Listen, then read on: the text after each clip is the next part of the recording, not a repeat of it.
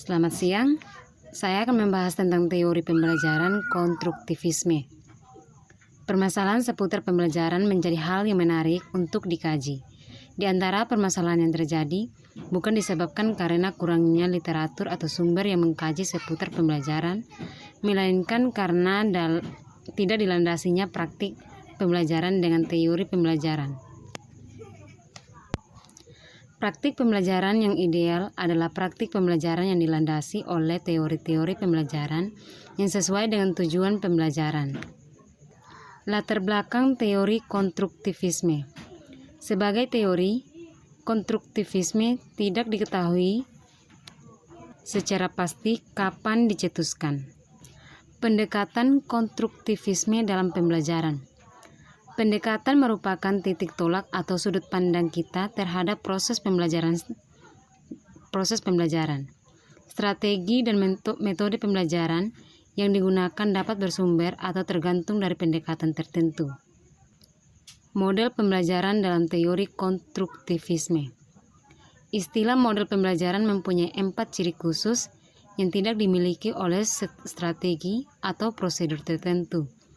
Ciri-ciri tersebut adalah rasional teoretik yang logis yang disusun oleh para pencipta atau pengembangnya.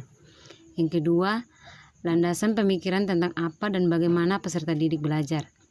Yang ketiga, tingkah laku mengajar yang diperlukan agar model tersebut dapat dilaksanakan dengan berhasil. Yang keempat, lingkungan belajar yang diperlukan agar tujuan pembelajaran ini dapat tercapai. Menurut teori konstruktivisme, kelas yang menggunakan model pembelajaran kooperatif harus bersifat dinamis.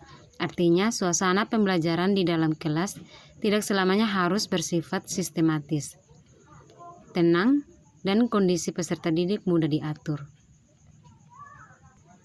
Dalam hubungannya dengan pembelajaran, teori ini mengacu kepada kegiatan pembelajaran yang harus melibatkan partisipasi peserta didik. Vygotsky mengemukakan pembelajaran sebagai suatu perkembangan pengertian. Ia membedakan adanya 2 pengertian yang spontan dan ilmiah. Sumbangan dari teori Vygotsky adalah penekanan pada bakat sosiokultural dalam pembelajaran. Yang pertama, zone of proximal development. Teori Vygotsky mengatakan bahwa peserta didik belajar konsep paling baik apabila konsep itu berada dalam daerah perkembangan terdekat atau zone of proximal development peserta didik. Yang kedua, dalam pandangan konstruktivisme, peserta didik merupakan pembelajar. Peserta didik yang membangun pengetahuannya secara mandiri. Pendekatan konstruktivisme dimaknai sebagai pendekatan pembelajaran di mana pengetahuan baru diberikan dalam bentuk jadi atau final. Pelajar membentuk pengetahuannya sendiri melalui interaksi lingkungan dalam proses asimilasi dan akomodasi. Konstruktivisme memaknai pembelajaran sebagai suatu usaha yang memiliki tujuan, dilakukan secara sengaja dan terencana, serta bersifat kolaboratif. Konstruktivisme tidak mempersyaratkan adanya seperangkat aktivitas pembelajaran dan proses berpikir tertentu bagi peserta didik untuk memperoleh pemahaman. Ada 4 karakteristik pembelajaran dalam teori konstruktivisme. Adanya pembelajaran yang dibentuk oleh para peserta didik secara mandiri, adanya hubungan antara pemahaman baru yang dimiliki para peserta didik dengan pemahaman yang mereka miliki, adanya aturan yang jelas tentang interaksi sosial, adanya kebutuhan terhadap pembelajaran otentik untuk mewujudkan pembelajaran yang bermakna. Pengertian teori konstruktivisme.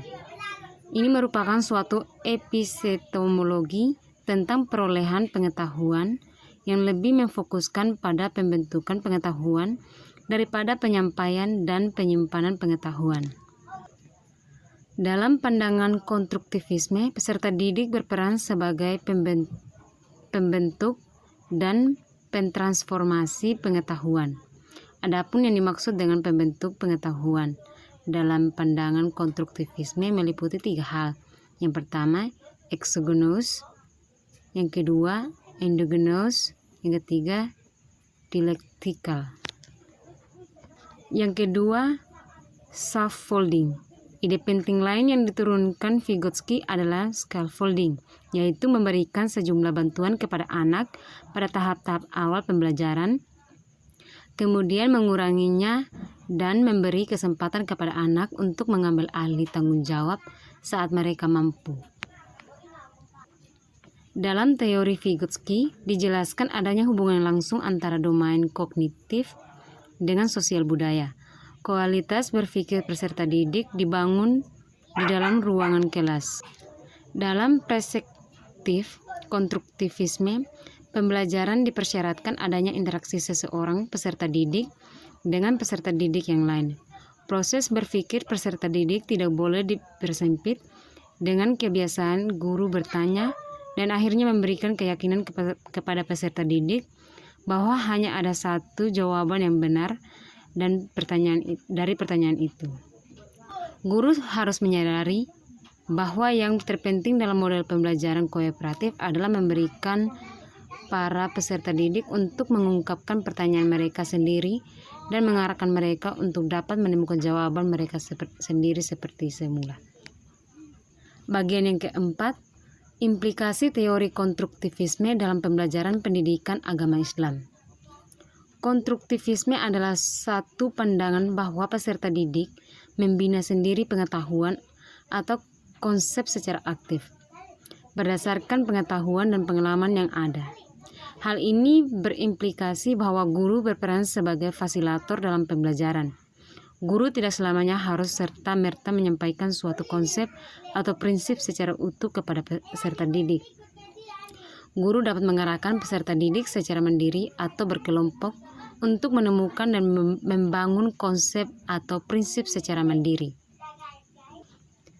Dengan menggunakan teori konstruktivisme, guru pendidikan agama Islam pada jenjang SMP MTS tidak merasa kesulitan ketika membelajarkan peserta didik dengan menggunakan bahan ajar yang bersifat konsep.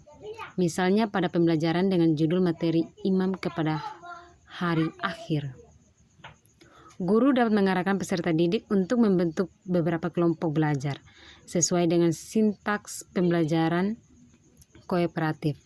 Guru berperan sebagai fasilitator dalam pembelajaran. Dengan model pembelajaran seperti ini, peserta didik dapat berinteraksi dengan peserta didik lain yang dapat mengonstruksi pengetahuan mereka tentang materi yang disampaikan. Menurut teori konstruktivisme, belajar merupakan proses aktif dari subjek untuk mengonstruksi makna sesuatu, apakah teks atau kegiatan atau dialog, pengalaman fisik, dan lain-lain. Belajar merupakan proses mengasimilasi dan menghubungkan pengalaman atau bahan yang dipelajari dengan pengertian yang sudah dimiliki, sehingga pengertian menjadi berkembang. Sekian tentang teori konstruktivisme yang saya sampaikan pada hari ini. Terima kasih.